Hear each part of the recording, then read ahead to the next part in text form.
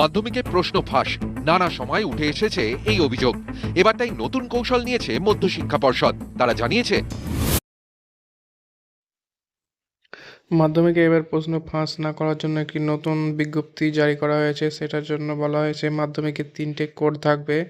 সেই কোডের মধ্যে 2টি কোড খালি চোখে দেখা যাবে এবং একটি কোড তোমাদের খালি চোখে দেখা যাবে না। তো সেই প্রশ্নপত্র ছবি তুলে কেউ যদি ফাঁস করার চেষ্টা করে এর ভিতর থেকে, স্কুলের ভিতর থেকে ছবি তুলে, তাহলে সেটা ধরা পড়ার অনেকটাই চান্স রয়েছে। প্রশ্নপত্রের ছবি তুললেই ধরা পড়ে যাবে কারচুপি।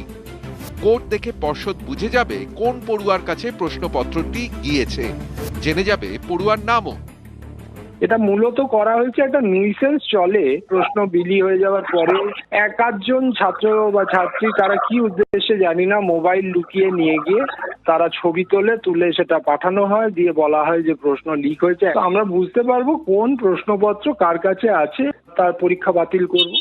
আমি আশা করব যে সাকসেসফুলি আমরা এটা প্রতিরোধ করব। ফেব্রুয়ারি মাসের শুরু থেকে মাধ্যমিক পরীক্ষা শুরু হতে চলেছে এবং সেই মাধ্যমিক পরীক্ষায় সিসিটিভি একাধিক গুরুত্বপূর্ণ নির্দেশ বিভিন্ন পরীক্ষা কেন্দ্রগুলিকে দেওয়া হয়েছে।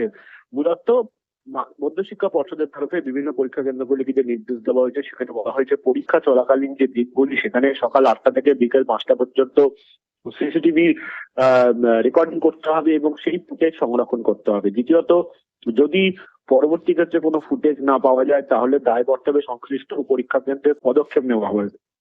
তৃতীয়ত, ইতিমধ্যেই পর্ষদ বলেছে যে প্রত্যেকটি স্কুলে সিসিটিভি লাগাতে হবে, কিন্তু পরীক্ষা চলাকালীন দিন যদি কোনো সিসিটিভি কাজ না হয় তার ব্যাকআপ রাখতে হবে। পর্ষদের তরফে মোট 5 দফা নির্দেশ এই সিসিটিভি নিয়ে দেওয়া হয়েছে, যাতে পরীক্ষা কেন্দ্রে যদি কোনো রকম অপ্রীতিকর পরিস্থিতি তৈরি হয় বা কোনো অপ্রীতিকর অভিযোগ আসে তাহলে সিসিটিভির মাধ্যমে তা শনাক্ত করা সম্ভব। এবং সেক্ষেত্রে যদি সিসিটিভি ফুটেজের মাধ্যমে না পাওয়া যায় তাহলে স্কুলগুলোর ক্ষেত্রেও কিন্তু